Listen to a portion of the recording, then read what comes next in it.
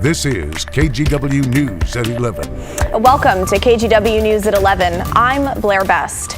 We begin tonight with a heroic story after a dog was rescued from a sinkhole in North Portland this evening. The pit was in a woman's backyard. We caught up with her after rescue crews arrived.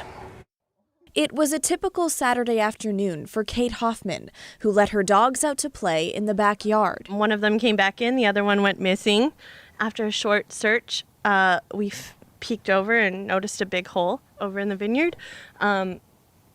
Looked a little bit deeper, and she was down in the bottom. In the bottom of a 10-foot sinkhole, right in the middle of her yard. She immediately called neighbors. And we were just shocked. It was so deep.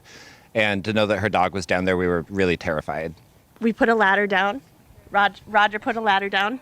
Turns out the ladder tactic was a bust, so they called the fire department. We had like 20 firemen here helping out. They were amazing and super helpful. Crews from the city's trench and confined space team ultimately pulled the dog to safety. Good dog, good doggy. She might just be happy to be out of there. She's 86 pounds, and she's old. She's grumpy, so that was a bit of a challenge, but they did a good job. As for what caused the sinkhole, experts will soon survey the land and fill it with sand. Now that the dog is safely returned with no injuries, it's the community Kate is most grateful for. We have wonderful, wonderful neighbors that were here. We didn't have to go through this alone.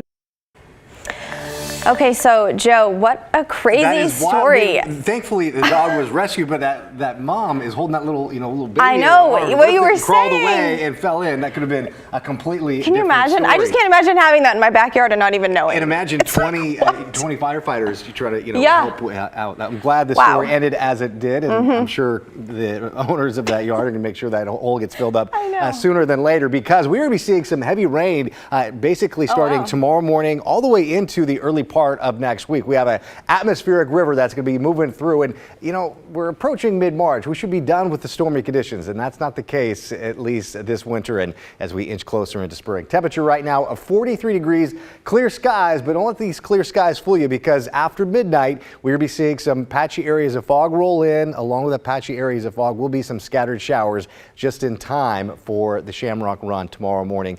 Start of the race about 8 o'clock in the morning, but daytime highs this afternoon inching closer to where we should be in many locations. Right around the mid-50s is basically where we should be at. A degree or two shy of that, but still 54 degrees.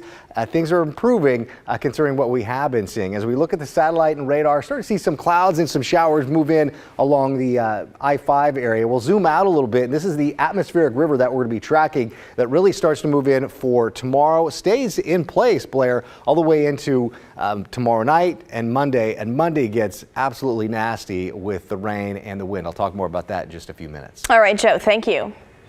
Well, vandalism hits another local business, and this time it's a brewery in Vancouver where several of the front windows were shattered. Art Edwards talked with the owners tonight, and Art, they're just trying to find a way to move forward. No, that's exactly what they're doing right now.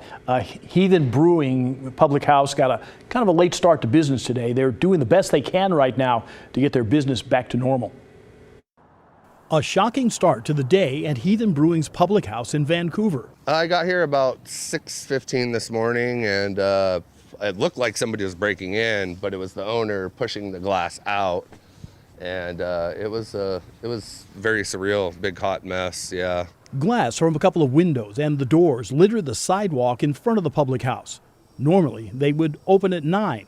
They pushed back the opening a few hours until workers could clean up the mess and they could get the empty spaces boarded up. Seems like actually a pretty busy day. What they're trying to figure out now is why something like this would happen. We don't know for sure who did it. The Heathen Public House is hosting a drag brunch benefit event on March 26th.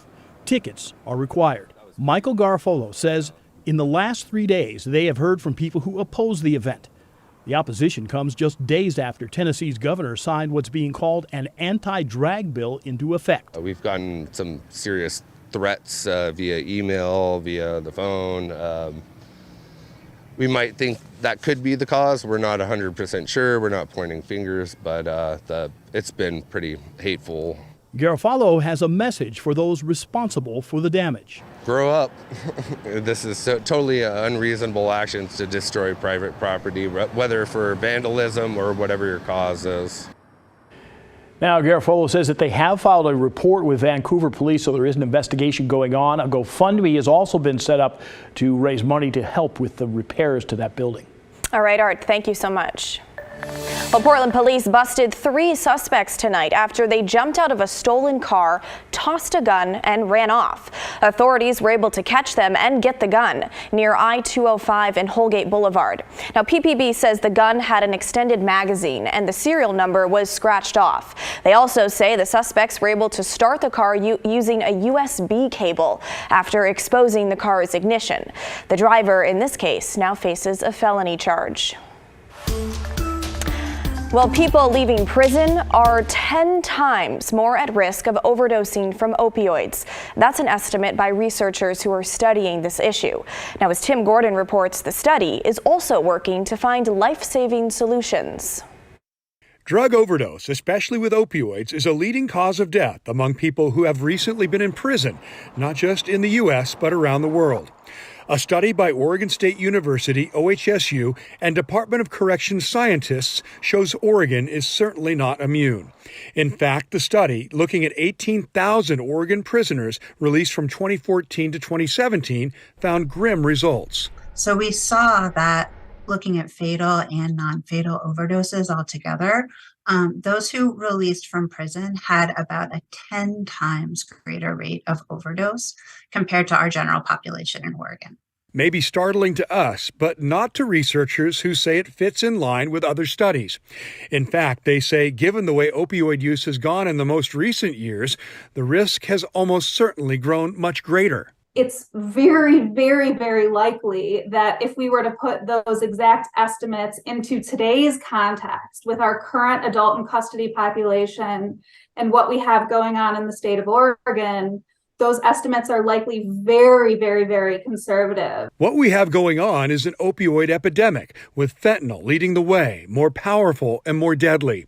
And for those whose tolerance is down being clean behind bars, the risk of overdose is very real in the outside world. So when they leave, they might think that they can use the same amount that they were using when they came in, or they might not have a good way of calibrating how much they can use before they're going to overdose. The DOC's Devarshi Bajpai says in the past couple years, better efforts, including medically assisted substance abuse treatment and providing Narcan for every person leaving custody, should help lower the risk of overdose.